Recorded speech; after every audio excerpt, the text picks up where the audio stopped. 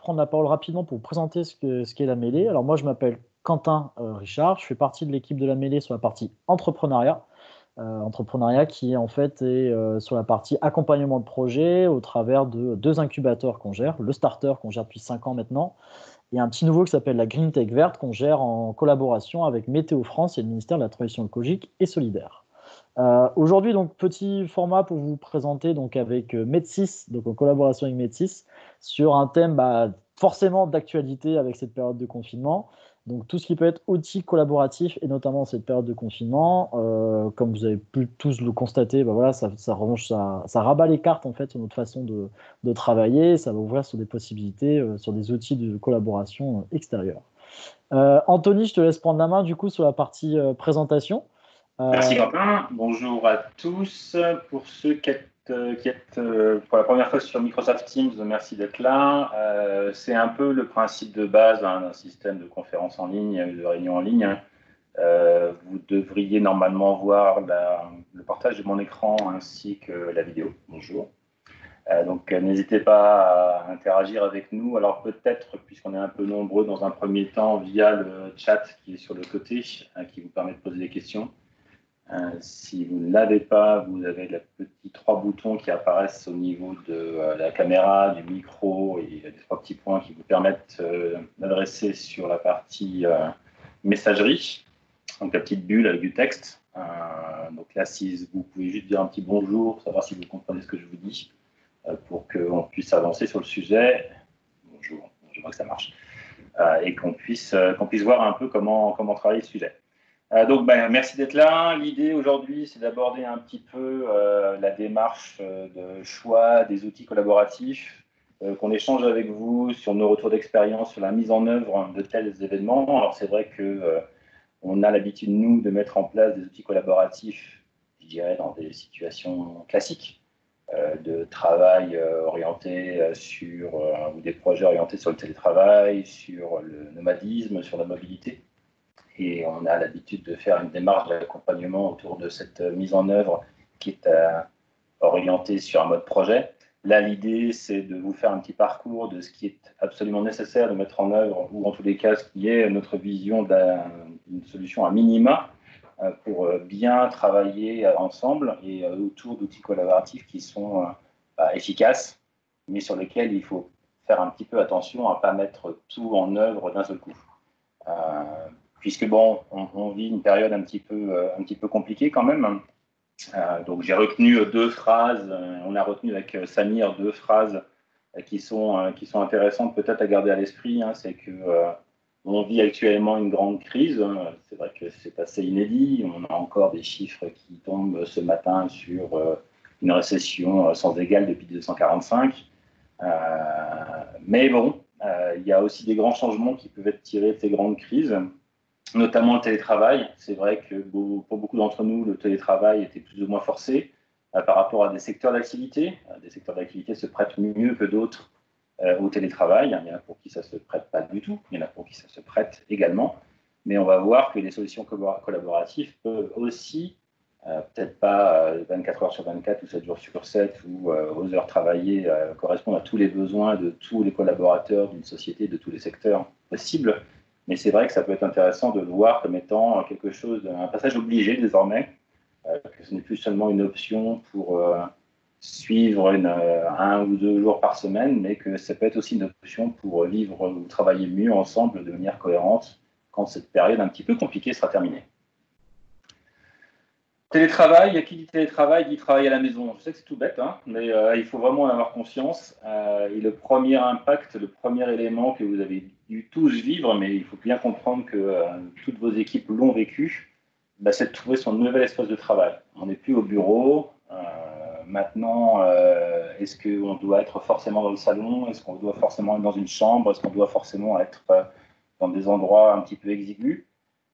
Cette période nous montre que c'est bien si on est bien installé et qu'il faut autant que possible choisir un endroit où on peut se concentrer. Alors je sais que c'est pas toujours évident. Moi-même, j'ai quelques enfants qui sont à la maison et c'est pas toujours simple quand ils veulent jouer à la pâte à modeler ou au Lego ou pour ma grande fille faire du piano, par exemple. Ça peut être embêtant quand vous êtes en réunion téléphonique.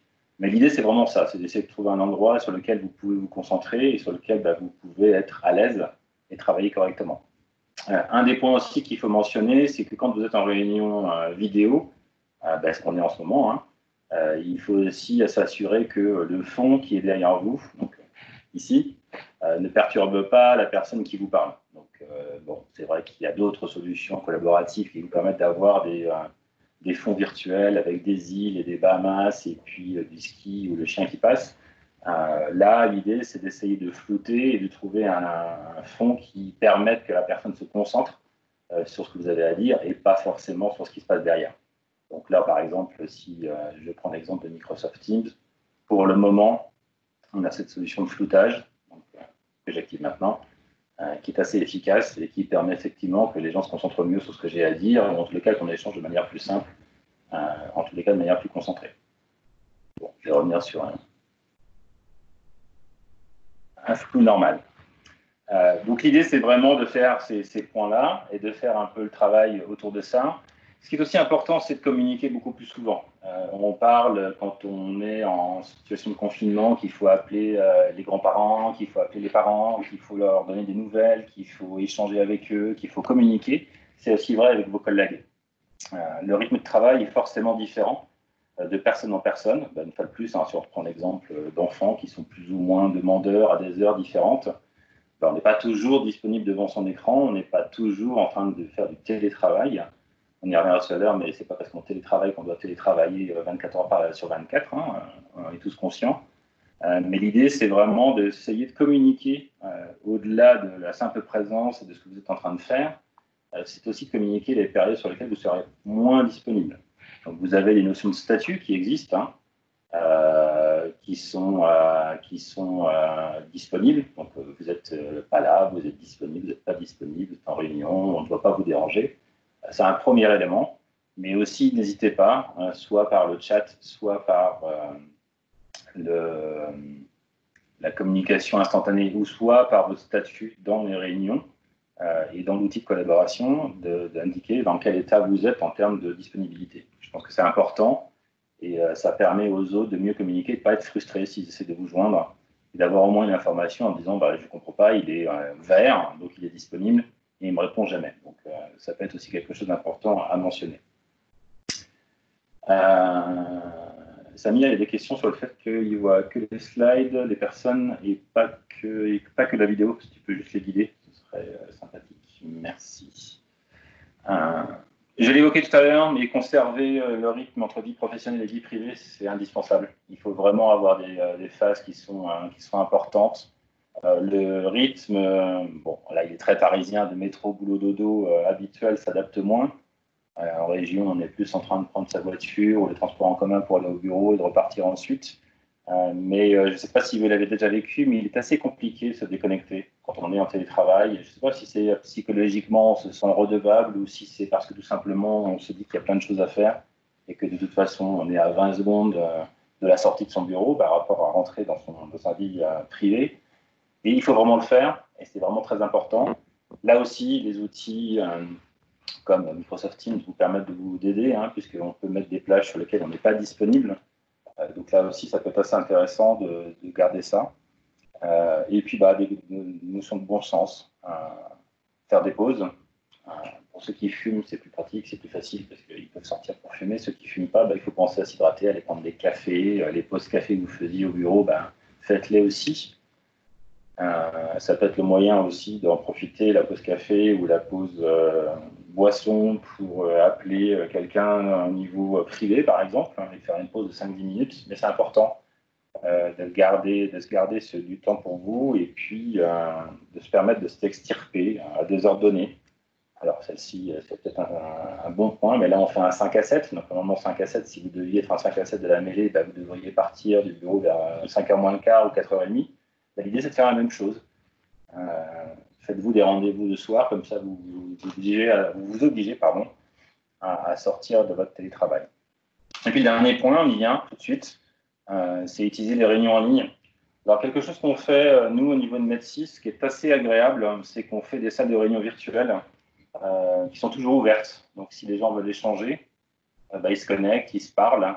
C'est comme, une fois de plus, la cantine ou la cuisine, où vous allez chercher un café, vous échangez avec vos collègues de manière complètement informelle, sans avoir forcément d'agenda. C'est aussi un bon point. Faites-vous une conversation, vidéo, audio ou juste texte, où vous échangez. Pas forcément des choses professionnelles, des petites anecdotes, des bons plans, des articles intéressants, des choses qui vous font rire. Et en ce moment, on peut dire qu'on est quand même relativement tous inventifs pour trouver des bonnes blagues sur ce qu'on est en train de vivre. Donc l'idée, c'est ça. Faites un usage non professionnel de l'outil collaboratif. Ça permet déjà qu'il soit adopté, ça permet d'utiliser de manière différente et puis ça permet de garder le contact. Donc voilà, vraiment essayer de faire ce genre de choses, c'est assez utile et ça permet de garder le contact avec ses équipes et puis avec toutes les personnes de l'entreprise. Quand vous faites une réunion, il faut penser à faire des pauses orales ou vidéo pour que les gens puissent avoir le temps de poser des questions. Là, on est sur un outil qui s'appelle Microsoft Teams. Je ne sais pas si vous l'avez remarqué, puisqu'il n'y a que moi qui parle, mais on ne voit que les 4 personnes qui sont en train de parler. Et c'est vrai qu'en fonction de l'état d'esprit ou de la personnalité des personnes qui assistent à la réunion, ça peut être plus ou moins compliqué de s'exprimer. Alors, n'hésitez pas à leur dire ce que j'ai fait tout à l'heure en introduction, n'hésitez pas à leur dire qu'ils peuvent poser des questions par écrit, qu'ils peuvent demander à prendre la parole de temps en temps, et que derrière, ils peuvent s'exprimer. Un des points aussi sur lequel j'insiste également, c'est qu'il ne faut pas forcément forcer tout le monde à mettre sa webcam. Il y a des gens qui ne sont pas à l'aise avec ça. Et l'idée, c'est que du moment qu'ils s'expriment, que ce soit par écrit, par oral ou visuellement, tant qu'ils s'expriment, c'est finalement important. Donc n'oubliez pas les instants des pauses, de poser des questions, de regarder un petit peu ce qui se passe pour que vous ayez toujours un retour et que ça soit le plus convivial possible.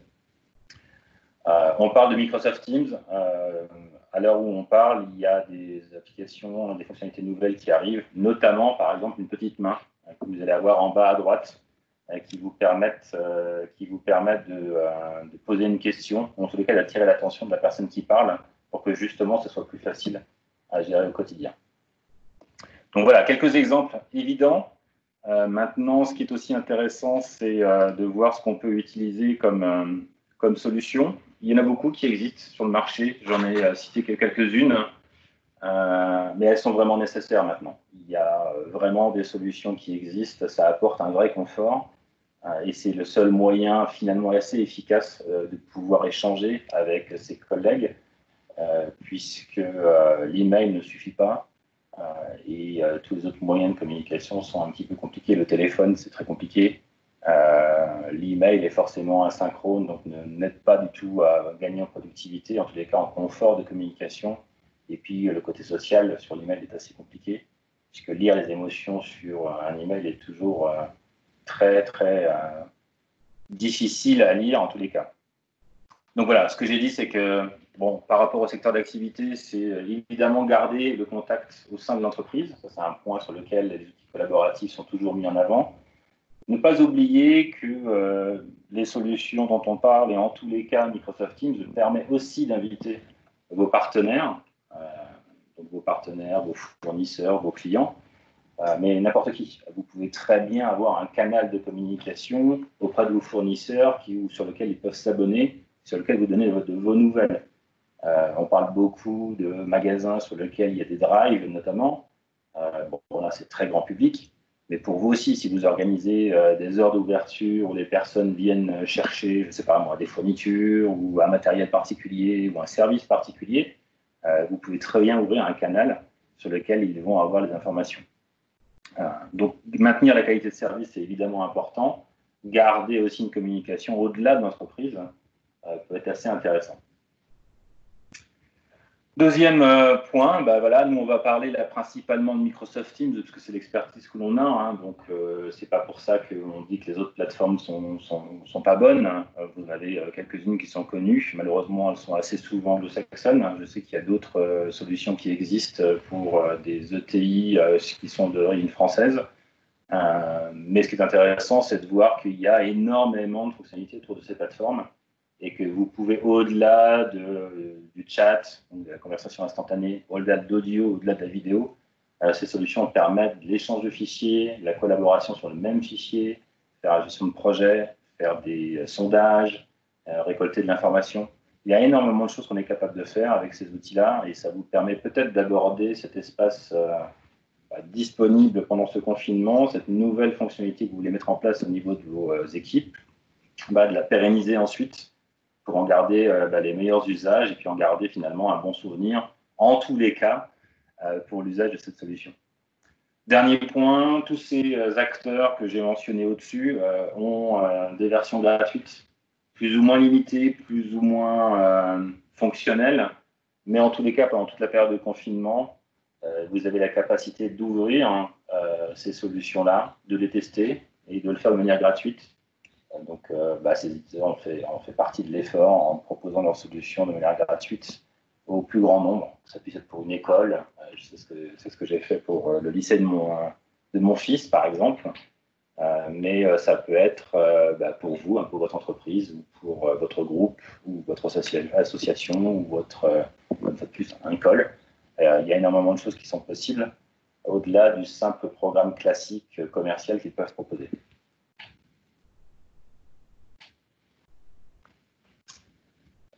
J'ai une question par rapport à Jitsi. Oui, j'y reviendrai tout à l'heure, mais c'est effectivement une solution qui peut être assez sympathique. Ce qui est un des facteurs d'usage quand même à garder en tête, c'est le côté intuitif.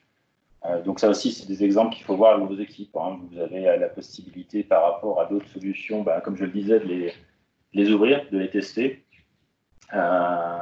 Le point qui est important, c'est de voir un peu la côté respect de la vie privée, respect de la confidentialité des données, respect de la sécurité. Ce sont quand même des solutions sur lesquelles vous allez mettre des échanges professionnels, peut-être inclure un peu de propriété intellectuelle, un petit peu de données sensibles de votre entreprise ou de votre espace.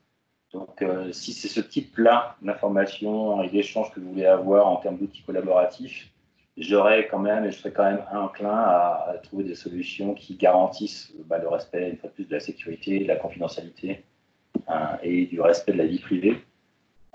Je sais qu'un des acteurs que je voulais mentionner il y a encore 2 jours dans ce slide, que j'ai volontairement enlevé, s'appelle Zoom. C'est pas un débat de savoir s'ils respectent ou pas la vie privée ou ce genre de choses, mais c'est vrai qu'ils commencent à avoir certaines casseroles qui vont sûrement corriger, c'est pas l'objet. Mais par exemple, c'est un des meilleurs contre-exemples qu'on puisse avoir de mauvaise publicité autour de nos solutions. C'est effectivement par rapport au respect de la vie privée, par rapport au hacking ou au phishing qui peut être mis en œuvre sur la plateforme. C'est vrai que c'est embêtant pour eux, parce qu'ils étaient en plein succès. Mais voir. L'idée, c'est effectivement, il n'y a pas de mauvaise solution à partir du moment où votre équipe l'utilise, l'approuve et sait correctement s'en servir. Voilà. C'est aussi facile que ça. Et quand je dis que c'est facile à utiliser et qu'il faut s'assurer que les personnes s'en servent réellement, c'est ce slide-là qui est finalement à retenir. Tous ces outils ont une grande richesse fonctionnelle, ont énormément de fonctionnalités. Et un des premiers retours qu'on peut vous donner, c'est que ça a l'air tout bête, mais il faut activer ces fonctionnalités au fur et à mesure du temps. Alors, je ne dis pas qu'il faut attendre 1 semaine pour activer une fonctionnalité, c'est pas ce que je dis, mais commencez petit, commencez peut-être par juste la messagerie instantanée, commencez peut-être ensuite à activer les appels vocaux, les appels vidéo. Toutes ces solutions, en tous les cas, Microsoft Teams permet d'appliquer ces activations de fonctionnalités au fur et à mesure du temps, puisque derrière, ce qui va être intéressant, c'est de pouvoir contrôler si les utilisateurs sont contents, s'ils ne sont pas perdus, et s'ils utilisent vraiment ce qu'on leur met à disposition. Ce que vous voulez aussi éviter quand vous mettez en œuvre un outil collaboratif, c'est que tout le monde utilise l'outil de n'importe quelle manière et n'importe comment. D'accord ? Je reviens sur un exemple. Si vous commencez à partager vos fichiers Excel sur la compta et que vous le mettez sur un échange ou un espace collaboratif, c'est embêtant si n'importe qui peut ensuite faire transiter ce fichier à n'importe qui ou n'a pas conscience que les données qui sont dedans sont sensibles, par exemple. Donc l'idée, c'est faire vraiment attention, faire une approche par usage. Donc, par exemple, dire l'équipe compta, elle est assez érudite sur la solution, donc partager un fichier ou travailler ensemble sur un fichier Excel semble être possible. Donc, pourquoi pas. Par contre, activer cette fonctionnalité de partage de documents sur le canal général où tout le monde s'exprime, bon, c'est peut-être pas forcément une grande idée. Donc, l'idée, c'est vraiment voir un peu ce qui se passe par rapport à tout ça. Une fois de plus, valider les usages, des petits sondages. Bon, alors je connais Teams, mais il y en a d'autres. Hein. Vous avez la possibilité de faire des petits sondages directement. Donc, si vous reprenez cet exemple de salle de réunion générale ou canal général où tout le monde s'exprime et on raconte un petit peu les bêtises du jour, bon, on peut rajouter un petit sondage. Qu'avez-vous pensé de la journée d'hier? Est-ce que vous avez activé la vidéo? Qu'est-ce que vous voudriez qu'on mette en œuvre pour demain? Est-ce qu'on se retrouve autour d'un apéro vidéo, par exemple, à 11 h, etc., etc. Faites des sondages. Ça entretient l'amitié, j'ai envie de dire. Et c'est surtout, ça permet de vérifier que votre outil est accepté, adopté, utilisé et peut-être même de temps en temps aimé. Ça peut être assez intéressant. Donc voilà. Une fois de plus, l'idée, c'est que cette période va vous permettre, vous, de tester des outils, profiter de la bonne nouvelle qui est la majorité de ces outils sont gratuits, donc vous pouvez très bien l'instancier ou en créer un ou deux pour voir celui qui vous plaît le plus. Trouver peut-être une petite équipe de collègues qui va le tester avec vous, ou qui va tester avec vous ces solutions, et puis derrière, essayer de pérenniser la solution. C'est pas plus mal. Comme ça, au moins, vous aurez gagné quelque chose de cette période de confinement.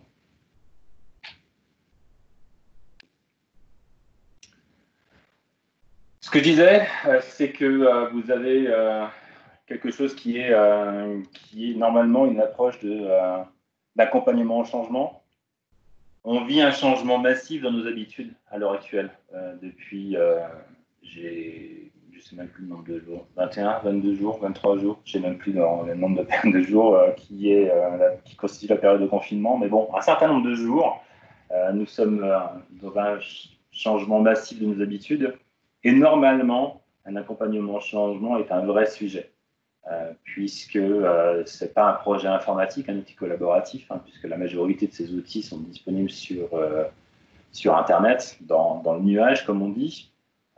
L'idée, c'est vraiment d'accompagner les utilisateurs et d'accompagner vos collègues à bien utiliser. Donc, normalement, c'est tout ce qu'on fait. Qu'est-ce qui change, qu'est-ce qui ne change pas, comment on réduit l'écart entre ce qui existait, ce qui n'existe plus, ou la nouvelle façon de faire. Comment on calcule l'impact des personnes, est-ce qu'elles vont travailler correctement. Donc l'idée, c'est vraiment de voir un petit peu tout ce qui se passe, mais c'est surtout l'accompagnement. Donc accompagner les personnes, on y reviendra tout à l'heure, mais accompagner les personnes est quelque chose de très important. La fracture numérique existe, alors en fonction du domaine d'activité dans lequel vous êtes, mais moi j'ai vu qu'il y avait 7 à 10% des élèves qui n'ont pas accès à l'école en ligne, ce qui est quand même assez énorme, ce qui justifie le contrôle continu et la non prise en charge en compte des notes pendant cette période de confinement, par exemple. Donc il y a une rupture technique et technologique qui existe.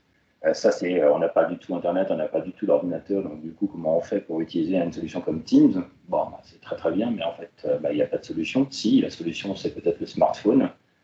Si on n'a pas de smartphone, la solution, c'est peut-être de faire des numéros de téléphone entrants pour que les gens participent au moins aux réunions globales. Donc, il y a des solutions qui existent, mais en tous les cas, il faut accompagner ces personnes-là.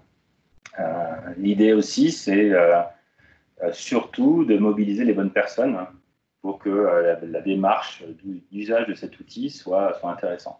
Là encore, je ne connais pas vos secteurs d'activité et vos entreprises, mais si vous décidez pour un groupe de 10 personnes de mettre en place une solution collaborative, il n'y a pas besoin forcément d'avoir des sponsors pour mettre en place cette solution, puisque vous allez être vous-même le sponsor et vous allez gérer la mise en œuvre de cette solution par vous-même. Maintenant, si vous êtes à la tête d'une entreprise, une PME ou une ETI, sur laquelle il y a des départements différents, ça serait peut-être intéressant d'avoir un sponsor par département qui va créer son canal, finance, RH, production, études, et qui va entraîner ses collègues à l'usage de la solution. Une fois de plus, pour bien travailler, pour garder la productivité, mais surtout garder le contact avec les personnes de l'entreprise et puis les personnes qui vous sont importantes. Après, évidemment, c'est consolider, stabiliser. C'est une fois de plus, garder à l'esprit qu'un des mots d'ordre que j'aimerais vous faire passer, c'est que pourquoi pas garder cette solution ensuite? Pourquoi pas garder les bonnes démarches? Pourquoi pas conserver aussi dans votre tête ou sur un document les bons retours d'expérience que vous avez eus, les choses qui se sont bien passées, des choses qui sont peut-être un peu moins bien passées pendant cet usage de cette solution? Parce qu'il n'est pas impossible que derrière, ça soit un gain de productivité quand on sera tous déconfinés et qu'on reviendra tous dans nos bureaux. Ça peut être aussi un autre moyen de communiquer de manière globale et de manière plus complète. Bon, j'ai abordé ce sujet déjà bien avant ce slide. Deux choses qu'il faut peut-être garder. C'est pas de la pub pour Microsoft Teams, la version est gratuite, donc voilà, gardez-le à l'esprit.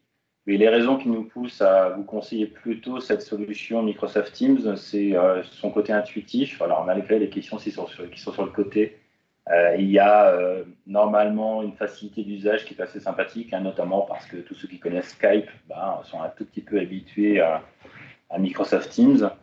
Ce qui est aussi peut-être intéressant, c'est que c'est disponible sur tous les supports. Donc, n'importe quel navigateur avec des niveaux fonctionnels un petit peu différents, mais n'importe quel navigateur Internet pourra voir Teams s'afficher, n'importe quel PC, n'importe quel Mac, des tablettes, Android, iPad ou des smartphones, une fois de plus, iPhone et Android, vont fonctionner sans aucun souci. Je le disais même, si vous avez le bon niveau par rapport à l'usage de Teams, vous pouvez très bien faire des réunions avec des numéros de téléphone entrants sur lesquels les personnes vont pouvoir se connecter pour au moins entendre ce que vous avez à dire. Donc l'idée, c'est vraiment d'avoir une démarche tout azimut pour qu'il n'y ait pas de frein, ou en tous les cas le moins de frein possible à l'usage de cette solution. Sécuriser, c'est bête à dire, mais je pense que Microsoft va être une des sociétés les plus attaquées au monde. Si ils respectent plus de 90 standards de sécurité dans plus de 150 pays au monde. Voilà. Je pense qu'ils ont une capacité à avoir la solution de manière sécurisée la plus complète. Et une des démarches avec d'autres sociétés, mais une des démarches que l'on peut aussi assez consentir à Microsoft, c'est le respect de la confidentialité et de la vie privée par rapport à tout ça. Donc voilà, l'idée c'est effectivement pouvoir bénéficier de tous ces avantages, de pouvoir gérer ces solutions-là et de voir un petit peu tout ce qui se passe. Question par rapport à la version gratuite jusqu'en janvier 2021, c'est par rapport à la démarche sur le confinement et le Covid-19. Ils avaient commencé à dire que ce serait gratuit pendant 3 mois, puis 6 mois. Là, ils viennent de l'élargir à janvier 2021. Donc, je ne sais pas si ça va être prolongé après janvier 2021, mais l'idée, c'était que vous puissiez en profiter et que vous puissiez ne pas être inquiet sur le fait que dans 3 mois, ça va s'arrêter et que vous puissiez pérenniser au-delà quand on sera tous retournés au travail et continuer à utiliser cette version gratuite le temps qu'il est nécessaire. Voilà, donc la version que l'on a, c'est des réunions jusqu'à 250 participants, donc c'est pas mal. Il y a aussi une solution de conférence qu'on a évoquée tout à l'heure avec Quentin, qui est plus sur le fait que je parle, vous écoutez et on ne peut pas partager, on ne peut pas échanger, donc c'est plutôt sur des événements de type conférence, séminaire. Là, c'est jusqu'à 10 000 spectateurs, donc ça permet véritablement d'avoir quelque chose d'intéressant. Mais c'est surtout l'historique. D'autres solutions ont des chats qui sont en termes d'historique limités. Donc, si vous recherchez ce qu'un collègue a pu vous dire il y a 3-4 semaines, vous pouvez très bien ne plus avoir accès à l'historique, donc ça, c'est un petit peu embêtant de temps en temps. Voilà, donc si vous voulez vous abonner, je vous ai laissé le lien. Pas besoin de faire appel à nous. Il y a énormément de tutos aussi qui existent sur Internet qui permettent de voir comment utiliser Microsoft Teams. Je vous en ai mis un qui est assez bien fait, qui est en français et qui permettent de bien comprendre un peu le démarrage de comment fonctionne Microsoft Teams.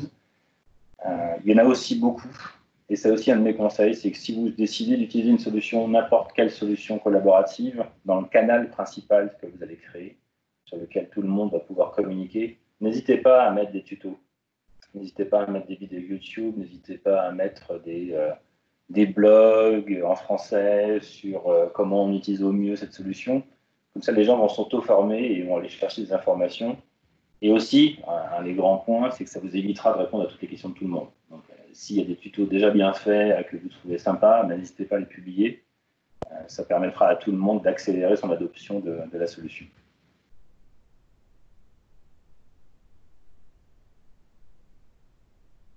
Bon, c'est malin.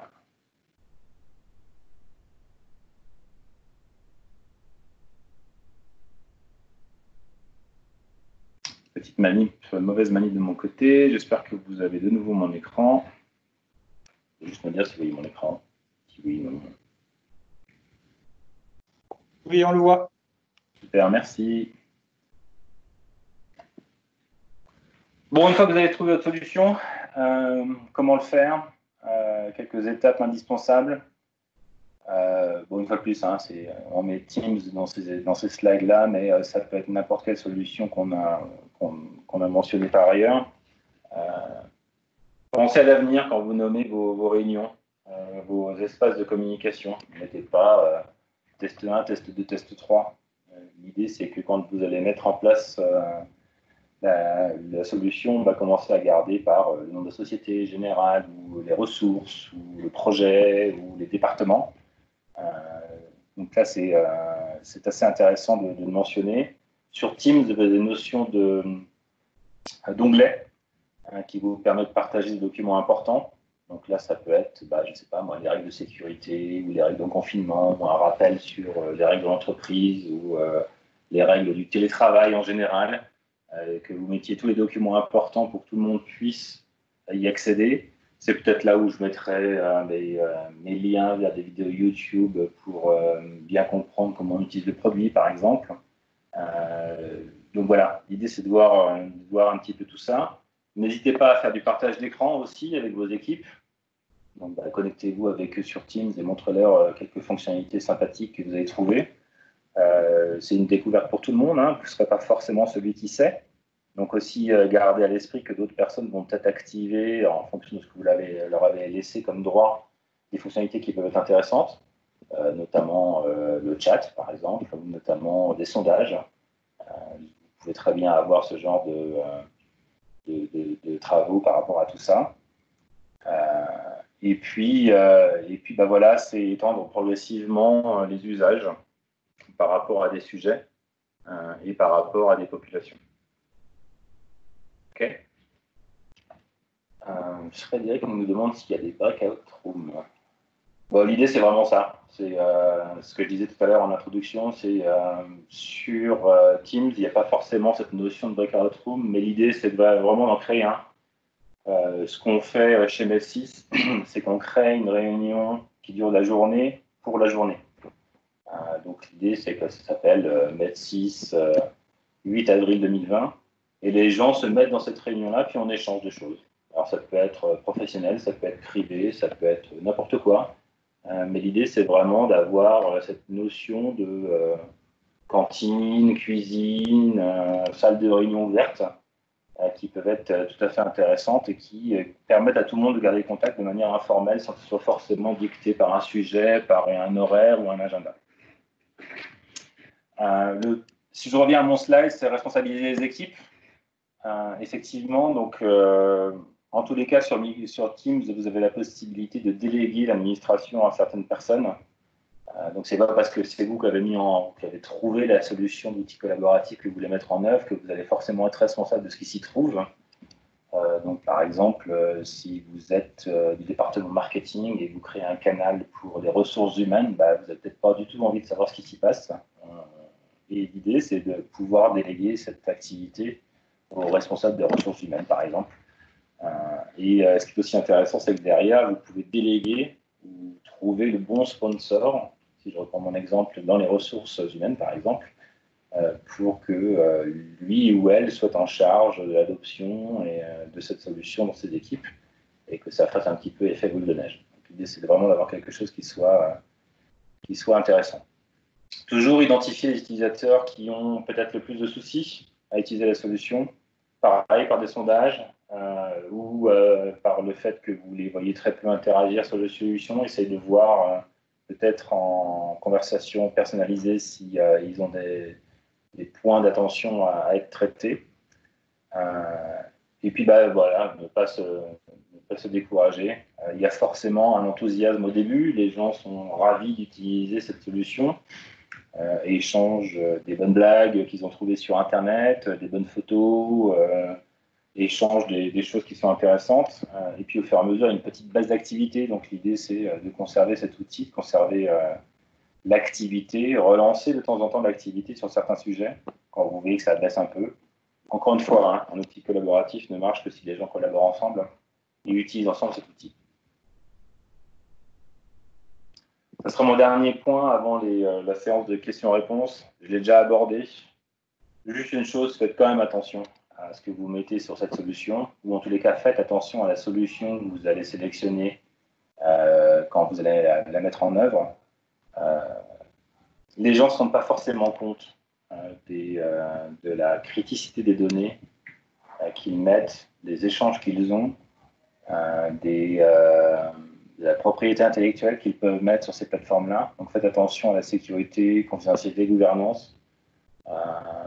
Ne serait-ce qu'échanger, tiens, tu peux pas m'appeler, c'est quoi déjà ton numéro? Et puis je mets dans la conversation globale, tiens, mon numéro de téléphone, c'est tel numéro. Bon, voilà, si c'est sécurisé, crypté, et qu'il y a juste les personnes qui étaient dans cette conversation qui peuvent connaître votre numéro, très bien, parfait, pas de souci, il faut juste s'en assurer. Gouvernance, c'est aussi ça. La gouvernance, c'est pas de la sécurité, c'est plus le fait que vous vous assurez que les personnes qui accèdent à un canal de communication, à un document échangé ou à un document sur lequel on travaille ensemble, elles aient bien le droit de lire cette information et de la modifier. Donc, on parle toujours au fichier Excel qui contient les salaires. Bon, c'est l'exemple un peu stupide, mais il y en a d'autres et on ne se rend pas toujours compte de ces espaces-là. Donc, regardez aussi du côté de la solution que vous allez choisir si le côté gouvernance, administration, délégation des droits permet de travailler toute cette partie-là.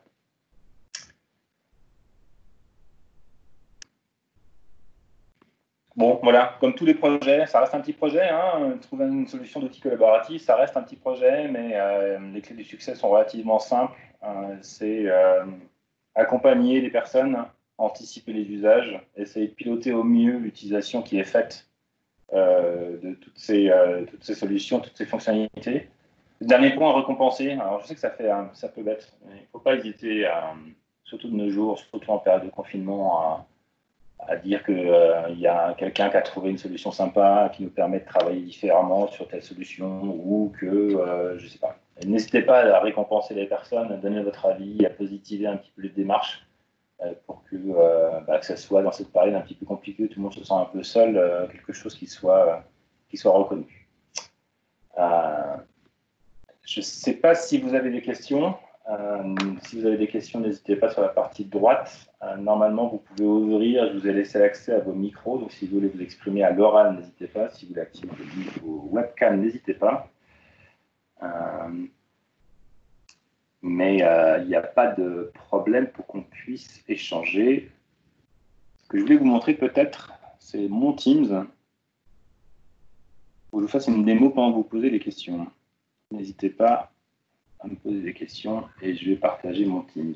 Alors, je ne sais pas si le partage de mon écran va fonctionner, mais j'espère. Anthony, si jamais tu as des questions, notamment sur la partie intégration et des apps extérieures, on a une question notamment de Brice sur Trello. Est-ce que tu sais s'il y a des possibilités sur ce sujet-là avec Teams? Oui, il y a des intégrations avec des applications extérieures qui existent dans des applications qu'on peut voir sur le côté. Donc là, ici, vous voyez mon écran? Oui. Ouais, on voit ton écran, ouais. Donc là, je peux trouver des applications, d'accord, sur lesquelles je peux les intégrer directement dans mon Teams. Si je fais sur, alors je suis désolé, je suis en anglais, hein, mais là on voit par exemple qu'intégrer Trello est assez simple, hein, parce que je peux directement l'intégrer. Et vous avez énormément de capacités d'intégration par rapport à des solutions que vous pouvez avoir. D'accord. Donc là, il y a énormément de choses qui sont tout à fait disponibles. Donc si je reviens à ma conversation, ce que je voulais vous montrer, c'est notamment la partie chat, sur laquelle on peut échanger ici. D'accord. Mais il y a beaucoup d'actions qu'on est capable de faire qui sont disponibles.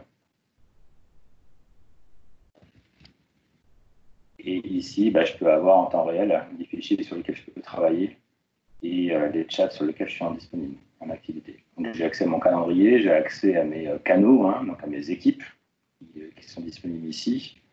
La Shift, c'est notamment pour gérer les agendas de tout le monde, d'accord, donc de mon équipe. Je peux gérer les projets, soit quel agenda ils sont, ils peuvent communiquer sur quel agenda ils sont. Donc, par exemple, si vous avez des personnes en activité partielle, elles peuvent très bien dire que le travail de tel jour à telle heure, par exemple. Donc, ça aussi, ça peut être intéressant pour dire, bon, voilà, je suis en garde d'enfant tel et tel jour, donc du coup, je ne serai pas disponible. Donc, là aussi, c'est très intéressant.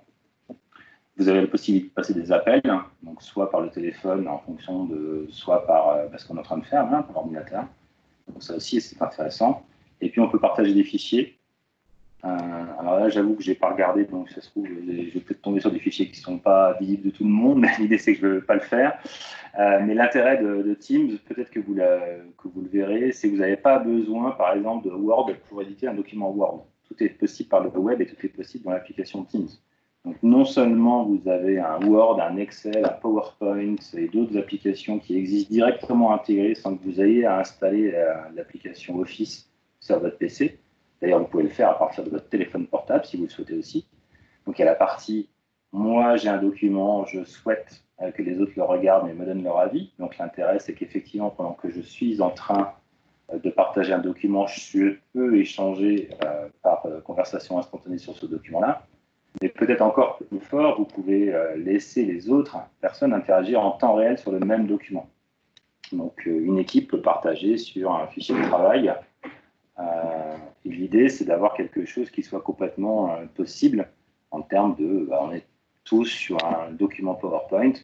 Moi, je vais faire le slide 1 ou 2, je vais changer la police des caractères pendant que Olivier sera en train de rajouter de l'information sur un autre slide. Et tout ça se consolide en temps réel, une fois de plus, sans que vous ayez besoin de télécharger une application lourde sur votre PC. Ce qui peut être aussi rassurant, puisque en termes de données, ce qui est intéressant, c'est que du coup, il n'y a pas besoin que sur votre ordinateur personnel, vous installiez des applications professionnelles pour que ça puisse être efficace. Donc oui, l'intégration avec d'autres applications existe. Okay. Et surtout, l'intégration avec l'application Office est assez sympathique à voir et à tester. Est-ce que nous avons d'autres questions? Ou Samir, si tu veux rajouter des points, ou Olivier, si tu veux rajouter des points, n'hésitez pas, je crois que vous avez mis présentateur tous. Tu as une question de la part de Magali qui te demande la différence entre Teams et SharePoint. Donc un peu l'ancien outil collaboratif de chez Microsoft. Dans Teams, il y a SharePoint. Alors, je ne sais pas si ça répond. Je dirais que c'est un sous-ensemble. C'est le partage de fichiers, notamment, par exemple, le travail collaboratif sur la même solution. Donc, on est tous en train d'éditer le même document Excel ou le même document PowerPoint. Ça se repose sur une technologie SharePoint. Maintenant, ce que vous aviez pas dans SharePoint, c'est tous ces aspects conviviaux de vidéoconférence, audioconférence, conversation instantanée. En tous les cas, ce n'était pas si convivial. Et d'intégration avec les autres applications, donc les chats, l'aspect temps réel en fait, l'aspect Skype. J'arrive Teams, c'est Skype plus SharePoint. Et quand je dis ça, j'espère que personne de Microsoft m'écoute, sinon je vais me faire taper sur les doigts. Mais bon, c'est à peu près ça.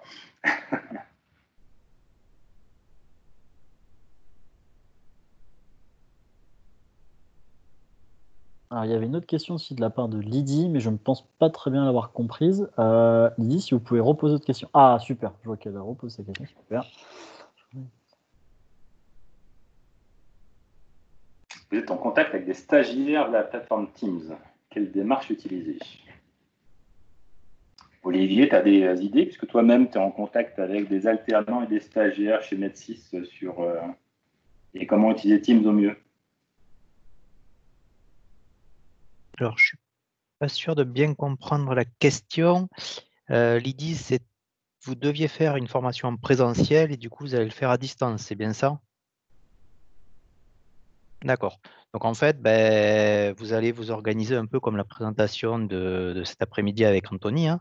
Vous allez avoir vos slides, vous allez avoir la vidéo.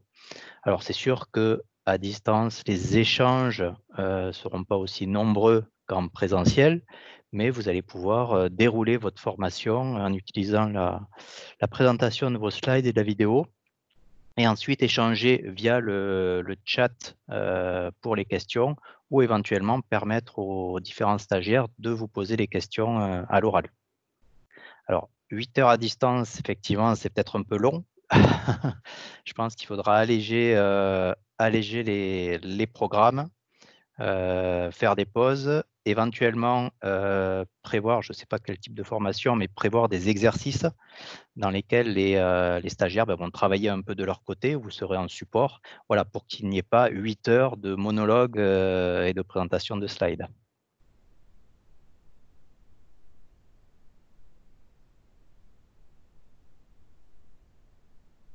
Est-ce que ça a répondu à votre question?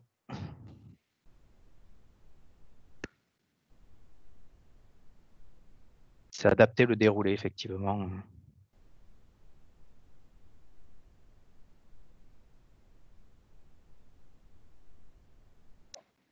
C'est pas évident, hein, parce que du coup, il faut quand même, c'est ce que je disais, il faut inclure des pauses, c'est évident. Il faut inclure des vraies pauses, peut-être mettre un minuteur qui indique la pause de 15 minutes, comme ça tout le monde l'a sur l'écran, et se dire que voilà, on a le temps de prévoir des vraies pauses, prévoir des retours tout le temps. Donc, habituez-vous peut-être à faire des petits sondages. Là, il y a des petits sondages qui existent. Et j'ai perdu le nom du sondage qu'on utilise. Poly, voilà, PO2LY, qui est déjà intégré dans Teams et qui vous permet de faire des petits sondages, poser des questions, voir un peu les retours. Je vous ai montré ma fenêtre, mais gardez la fenêtre de chat en permanence ouverte pour que vous puissiez la voir. Et ne faites pas comme moi, n'utilisez pas 2 écrans, parce que du coup, vous avez vous regardez l'écran ici pour le PowerPoint alors que la caméra est en face de moi. Donc voilà, c'est pas forcément un bon exemple. Mais voilà, essayez de garder un contact réel avec les personnes pour que vous soyez présente et pas en train de regarder un écran de ce côté-là, par exemple. Et après, sur la partie formation, on pourra parler un peu aussi de nous de la mêlée. Nous, on fait on est obligé du coup des formations qu'on avait prévues de les gérer à distance. Et je vois notamment votre dernière question, Lydie, sur le temps, ouais, formation de 7 heures. J'imagine que ça va être très compliqué, notamment sur le droit du travail. Mais il faut voir aussi une chose, c'est que on n'a pas trop le choix en cette période de confinement. Encore une fois, sur les exercices, notamment sur l'exercice de droit, c'est sûr que c'est un peu plus compliqué de les faire à distance, mais il peut y avoir aussi des outils justement collaboratifs qui peuvent exister d'établissements sur un seul texte où vous pouvez voir ce que peuvent faire des personnes qui vont suivre la formation en même temps, en fait, et de pouvoir corriger directement comme ça.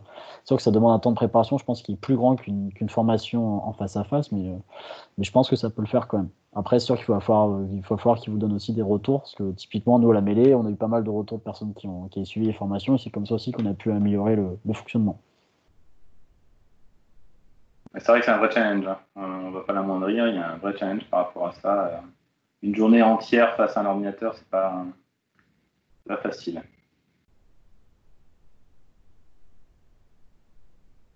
Est-ce que nous avons d'autres questions?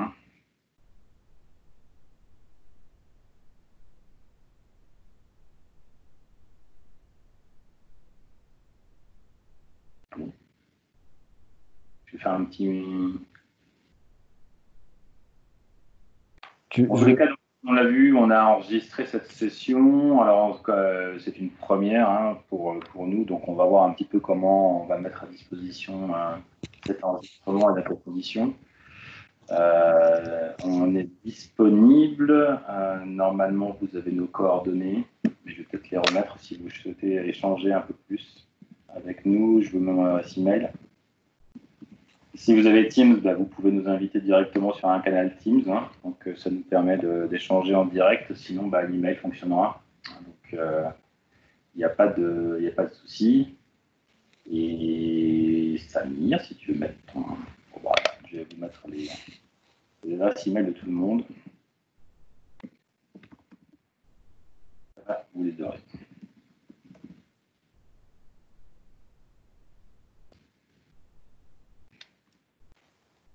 Écoute, Anthony, s'il n'y a pas d'autres questions, je vais en tout cas remercier toute l'équipe de Métis d'avoir organisé cette présentation.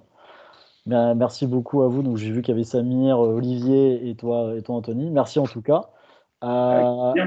Merci à tous les participants d'être venus, parce qu'on a fait quand même un petit pic à 30 personnes. Donc, c'est bien en cette fin de journée, notamment pour un mercredi.